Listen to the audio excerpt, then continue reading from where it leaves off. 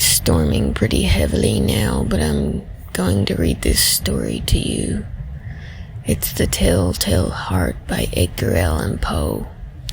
True nervous, very, very dreadfully nervous I had been and am. But why will you say that I am mad? The disease had sharpened my senses, not destroyed, not dulled them. Above all was the sense of hearing acute. I heard many things in the heaven and in the earth. I heard many things in hell. How then am I mad? Hearken and observe how healthily, how calmly I can tell you the whole story. It is impossible to say how first the idea entered my brain, but once conceived it haunted me day and night. Object there was none, passion there was none. I loved the old man. He never wronged me. He had never given me insult. For his gold I had no desire. I think it was his eye, yes, it was. One of his eyes resembled that of a vulture, a pale blue eye with a film over it. Whenever it fell upon me, my blood ran cold, and so by degrees, very gradually, I made up my mind to take the life of the old man and thus rid myself of the eye forever. Now this is the point. You fancy me mad. Madmen know nothing. But you should have seen me. You should have seen how wisely I proceeded, with what caution, with what foresight, with what dissimulation I went to work. I was never kinder to the old man than during the whole week before I killed him, and every night about midnight I turned the latch on his door and opened it, oh, so gently, and then, when I had made an opening sufficient for my head, I put in a dark lantern, all closed so that no light shone out, and then I thrust in my head. Oh, you would have laughed to see how cunningly I thrust it in.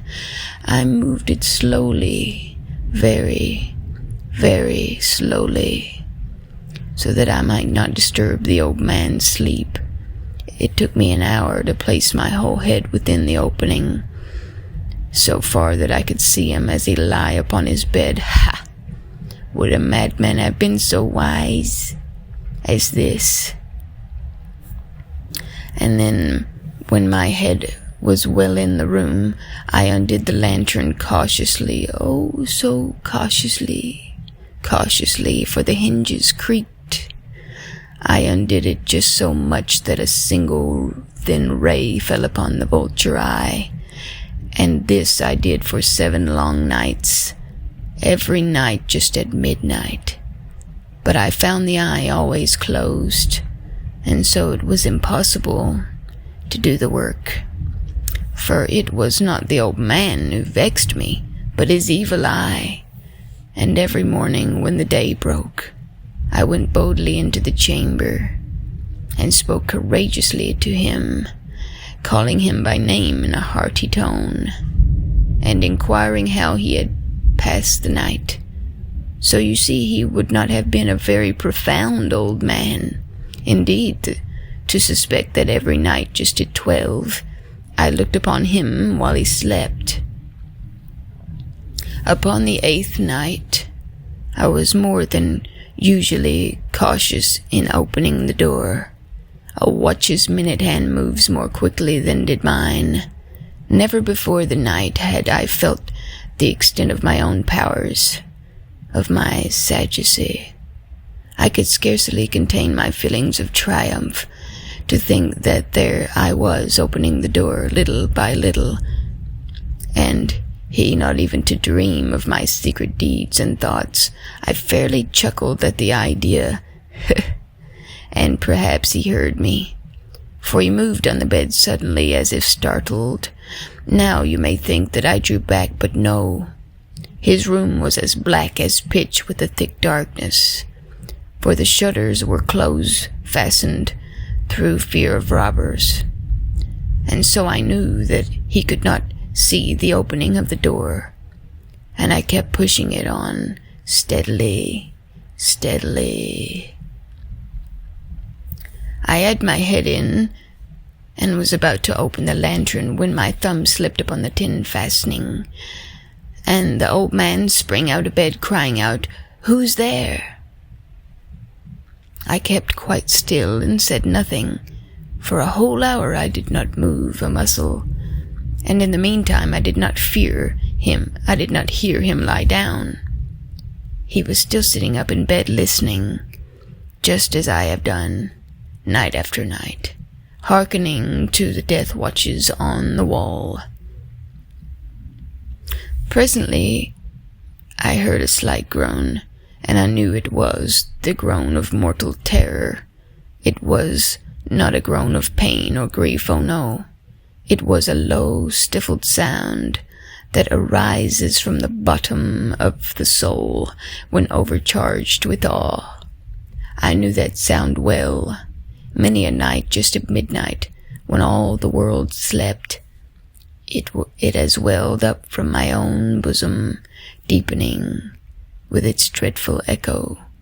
The terrors that distracted me, I knew it well. I knew what the old man felt, and pitied him, although I chuckled at heart. I knew that he had been lying awake ever since the first slight noise.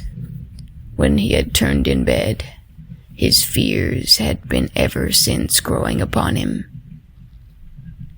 He had been trying to fancy them causeless, but could not. He had been saying it to himself, "It is nothing but the wind in the chimney. It is only a mouse crossing the floor, or it is merely a cricket which has made a single chirp." Yes, he had been trying to comfort himself with these suppositions, but he had found all in vain, because death, in approaching him, had stalked with his black shadow before him and enveloped the victim, and it was the mournful influence of an unperceived shadow that caused him to feel, although he neither saw nor heard, to feel the presence of my head within the room. When I had waited a long time very patiently without hearing him lie down, I resolved to open a very, very little crevice in the lantern. So I opened it. You cannot imagine how stealthily, until at length a single dim ray, like the thread of a spider, shot from out of the crevice and fell upon the vulture eye. It was open, wide open, and I grew furious as I gazed upon it. I saw with perfect distinctness all the dull blue, with a hideous veil over it that chilled the very marrow of my bones. But I could not see anything else of the old man's face or person, for I had directed the ray as if by instinct precisely on the damned spot. And now, have I not told you that what you mistake for madness is an over-acuteness of the senses? Now I say, there came to my ears a low, dull, quick sound, such as a watch makes when enveloped in cotton. I knew that sound too well. To it was the beating of the old man's heart. It increased my fury, as the beating of the drum stimulates the soldier into courage. But even yet I refrained and kept still. I scarcely breathed. I held the lantern motionless. I tried how steadily I could maintain the ray upon the eye. Meantime the hellish tattoo of the heart increased. It grew quicker and quicker, and louder every instant. The old man's terror must have been extreme. It grew louder, I say, louder every moment. Do you mark me well? I have told you that I am nervous. So I am. And now, at the dead hour of the night, amid the dreadful silence of the old house, so strange a noise as this excited me to uncontrollable terror. Yet, for some minutes longer I refrained and stood still. But the beating grew louder. I thought the heart must burst, and now a new anxiety seized me. The sound would be heard by a neighbor. The old man's hour had come. With a loud yell, I threw open the lantern and leaped into the room. He shrieked once only. In an instant I dragged him to the floor, and I pulled the heavy bed over him. I smiled gaily. I found the deed so far done, but for many minutes the heart beat on with a muffled sound. This, however, did not vex me. It would not be heard through the wall. At length it ceased. The old man was dead. I removed the bed and examined the corpse. Yes, he was stone dead. I placed my hand upon the heart and held it there for a minute. There was no pulsation. He was stone dead. His eye would not trouble me any more. If you still think me mad, you will think so no longer when I describe the wise precautions I took for the concealment of the body. The night waned, and I worked hastily, but in silence. First of all, I dismembered the corpse. I cut off the head and the arms and the legs. I then took up 3 planks from the flooring of the chamber and disposed all between the scantlings. I then replaced the boards so cleverly, so cunningly, that no human eye, not even his, could have detected anything wrong. There was nothing to wash out, no stain of any kind, no blood spot whatsoever. I had been too wary for that. A tub caught it all. When I had made an end to these labors, it was 4 o'clock, still dark as midnight, as the bell sounded the hour. There came a knocking on the street door. I went to open it with a light heart, for what had I now to fear? Then entered 3 men, who introduced themselves with perfect suavity as officers of the police. A shriek had been heard by a neighbor during the night. Suspicion of foul play had been aroused. Information had been lodged at the police office, and the officers, had been deputed to search the premises. I smiled, for what had I fear?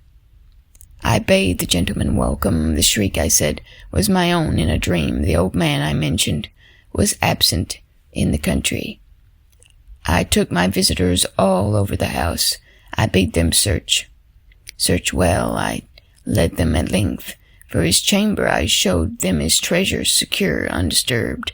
In the enthusiasm of my confidence, I brought chairs into the room and desired them here to rest from their fatigues, while I myself, in the wild audacity of my own perfect triumph, placed my own seat upon the very spot beneath which reposed the corpse of the victim. The officers were satisfied. My manner had convinced them. I was singularly at ease. They sat, and while I answered cheerfully, they chatted on familiar things, but ere long I felt myself getting pale and wished them gone. My head ached, and I fancied a ringing in my ears. But still they sat and still chatted. The ringing became more distinct. It continued and became more distinct. I talked more freely to get rid of the feeling, but it continued to gain distinctfulness, until at length I found that the noise was not within my ears. No doubt I now grew very pale, but I talked more fluently, and with a heightened voice, yet the sound increased. And what could I do? It was a low, dull, quick sound, much such a sound as a watch makes when enveloped in cotton.